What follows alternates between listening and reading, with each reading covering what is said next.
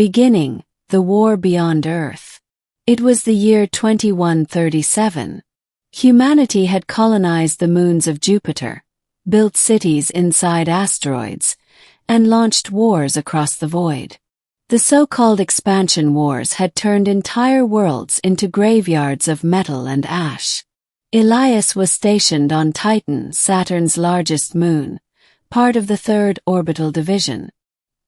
His job was simple: defend the perimeter, monitor communications, and shoot anything that wasn't broadcasting a human signal. He had long stopped questioning orders. The silence of space left no room for morality. But everything changed the night the sky burned green. He was in the outpost's dormitory module when alarms blared. A foreign object was descending fast through Titan's thick atmosphere. No known ID signature, no transponder.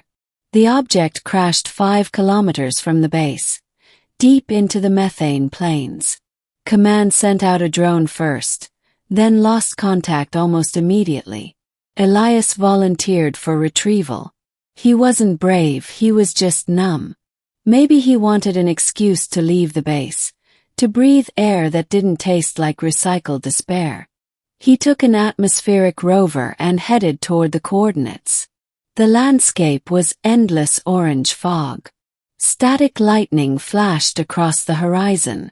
When he reached the crater, he saw the object. A ship, sleek and curved, like liquid metal frozen mid-motion. No logos, no flag. It pulsed faintly, as if alive. Then he saw her. The first encounter. She was lying near the wreckage, half buried in Titan's pale dust. She looked human, almost. Her skin glowed faintly silver under his flashlight. Her hair a translucent white that shimmered even in the dark. Elias's first thought: a genetically modified spy. The coalition had been experimenting with hybrid soldiers, part human, part synthetic. Maybe she was one of them. But then her eyes opened, and they were nothing human. They were vast, like twin galaxies reflecting starlight. Impossible depth, impossible beauty. She stared at him for several seconds, unblinking, before speaking in a voice that seemed to echo inside his skull. "You should not have found me." Elias froze. "You're hurt," he said automatically. "Stay still." She tilted her head, confused. "You do not understand. I am not meant to be seen." Her ship emitted a low hum, a vibration that made the air tremble.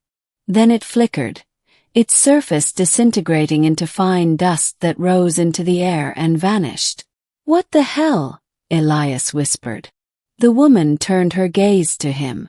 "Now you have doomed us both." Middle. The secret she carried.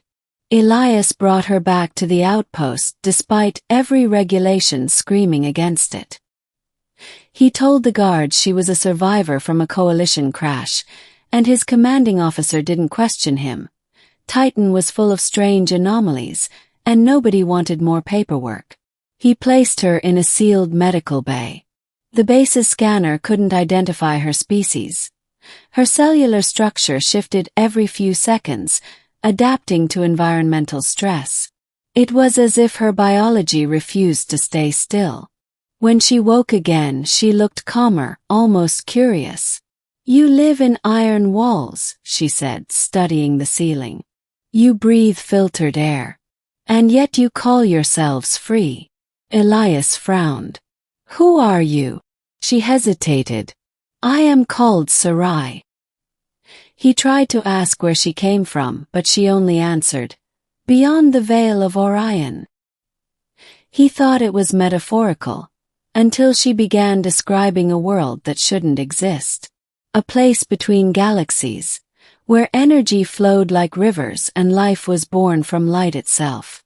Her people, she said, were the Alindra, a species that traveled not by ships, but by bending the fabric of space with their minds.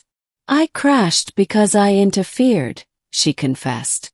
"There was a signal, something calling from your outposts. It is dangerous.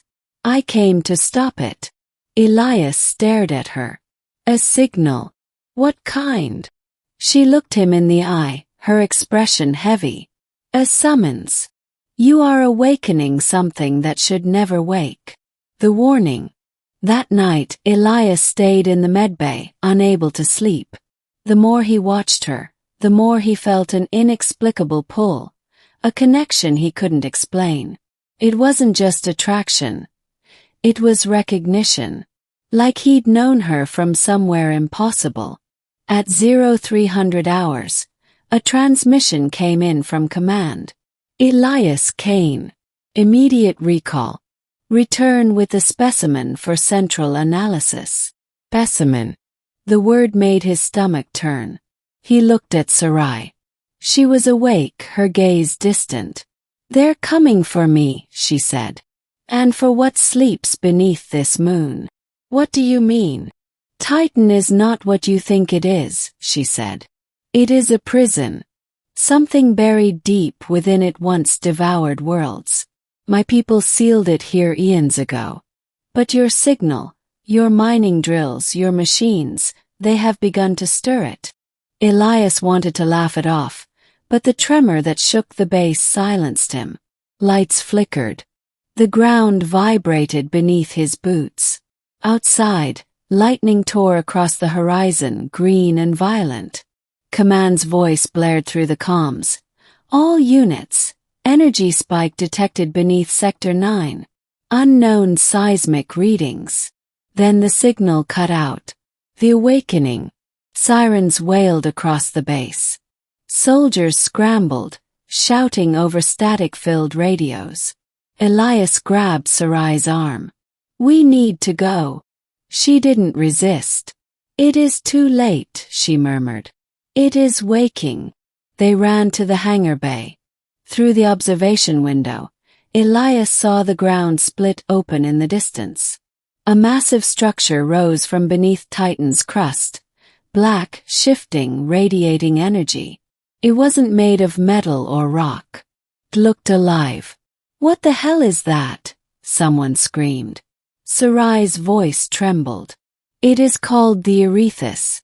We trapped it in the void between worlds. Your presence has weakened the barrier. A beam of dark energy shot from the structure, slicing across the surface. Every electronic system in the base went dead. The hum of generators faded into an impossible silence.